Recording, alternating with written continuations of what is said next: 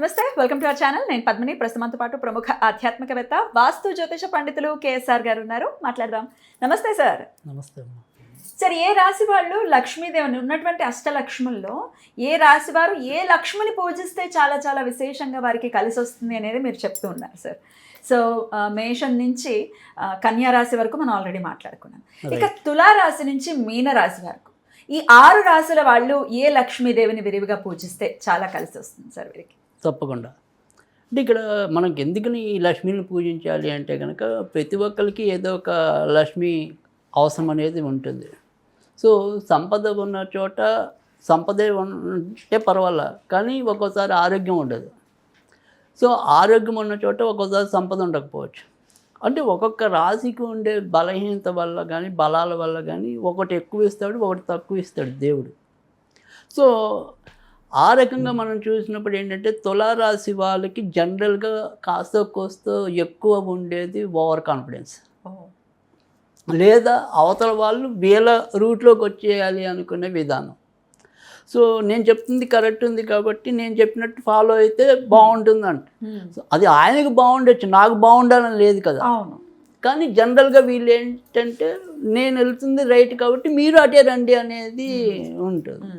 So అదొకటి. లేదా over confident, నేను ఏదైనా చేసేయగలను, సో అది నాకు 2 నిమిషాల పని అన్నట్టు ఉండొచ్చు. సో ఇవి ఇందులో ఒక్కోసారి మొత్తం అతి ఉన్నప్పుడు ఇబ్బందికరం అనేది ఉంటుంది.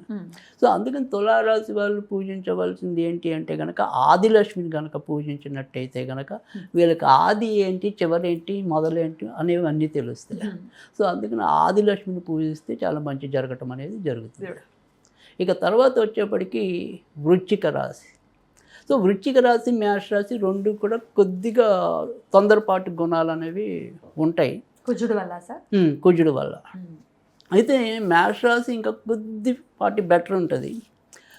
వృశ్చిక రాశి వాళ్ళంటే కొద్దిగా ఏమంటాం మొండితనంతో పాటు, అంటే తొందరపాటుతో పాటు ఒక్కోసారి మూర్ఖత్వం కూడా వచ్చే అవకాశాలు ఎక్కువ ఉంటాయి. సో అది కొద్దిగా ఒక పాలు మేష రాశిలో తక్కువ ఉంటాయి. ఈ వృశ్చిక రాశిలో జనరల్గా ఉంటే మటుకు, ఎందుకంటే జ్యేష్ఠ అక్కడ ప్రమాదకరమైనది, ఎందుకంటే చంద్రుడికి అక్కడ నీచం, అనురాధం నీచం. సో కాస్త కూస్తే ఏదైనా ఉంటే కొంత బెటర్. విశాఖ 4వ పాదం ఉంటుంది. ఈ అనురాధ జ్యేష్ఠ ఏదో తెలియని మొండితనం, మూర్ఖత్వం ఉంటాయి. సో అందుకని వాళ్ళకి విద్యాలక్ష్మి కావాలి.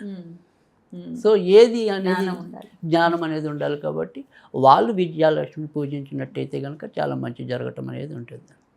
ఇక తర్వాత వచ్చేప్పటికీ ధనుర్రాశి. ధనుర్రాశి వారికి అన్నీ బాగానే ఉంటాయి.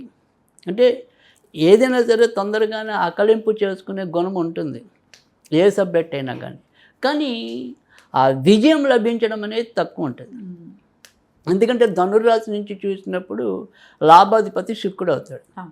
సో శుక్రుడు వీళ్ళకి పరిపూర్ణంగా యోగించటం అనేది ఉండదు. అందుకని వీళ్ళు రకరకాల కళల్లో, రకరకాల విషయాల్లో ప్రావీణ్యత అనేది ఉండొచ్చు, కానీ నిరూపించుకోవచ్చు, కానీ అంతే రీతిలో సక్సెస్ రాదు. ఆ విజయం అనేది ఎప్పుడు కూడా ఆమడ దూరంలో వచ్చి ఆగిపోతూ ఉంటుంది. సో అందుకని వీళ్ళు విజయలక్ష్మిని పూజించాలి. సో విజయలక్ష్మిని పూజిస్తే ఖచ్చితంగా మంచి జరగటం అనేది ఉంటుంది. ఇక తర్వాత వచ్చేప్పటికీ మకర రాశి.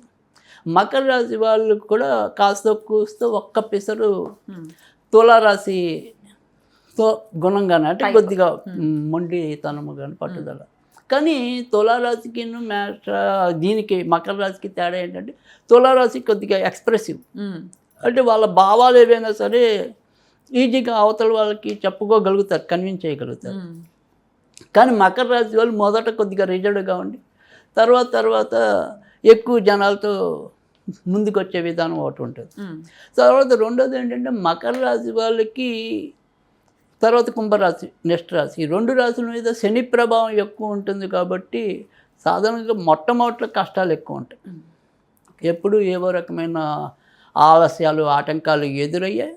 తర్వాత విజయం సాధించటం అనేది అంటే ఒక 30-35 ఇయర్స్ తర్వాత ఈజీగా నాకు అనుభవంలో ఉన్నంత వరకు 30 మీరు చెప్పినట్టు కనీసం 30+. సో 30 to 36 మధ్య ఎక్కువ బాగుండటం అనేది చూసా.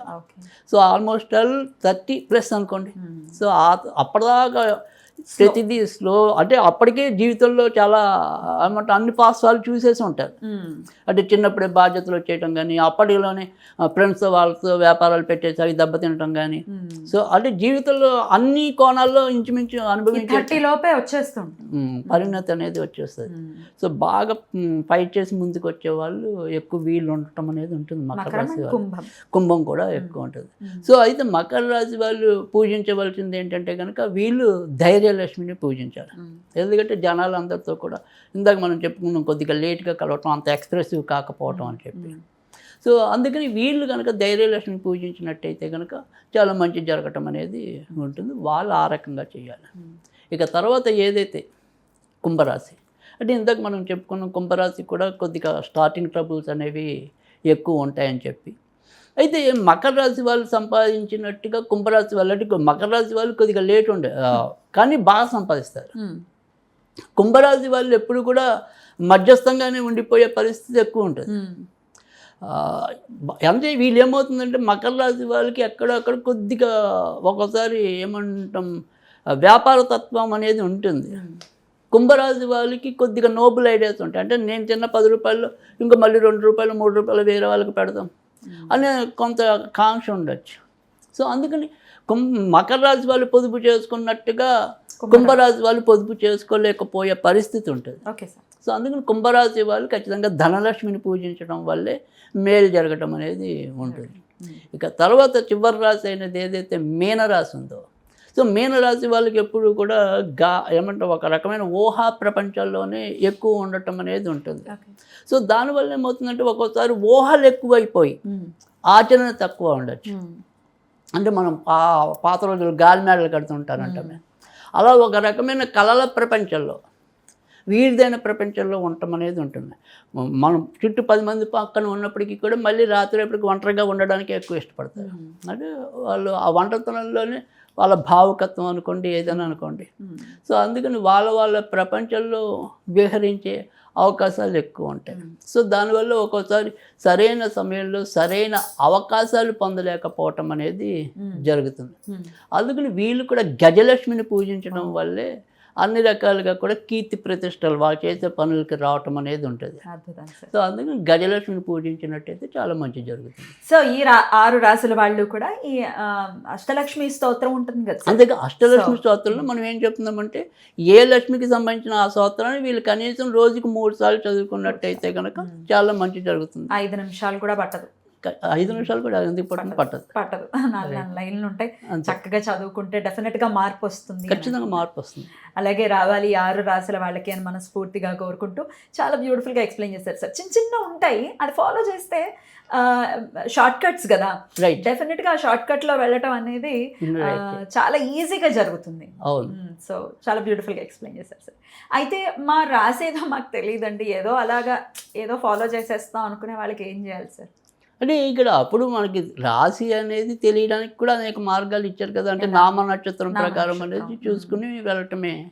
సో లక్ష్మి అని ఎక్కువ మంది పిలిస్తే చూచే చోళలా అశ్విని నక్షత్రం, సో అందుకని మ్యాథ్స్ రాశి చూసుకుంటారు. సో అలా కనీసం పేరు బలంతో ఫాలో అవటమే.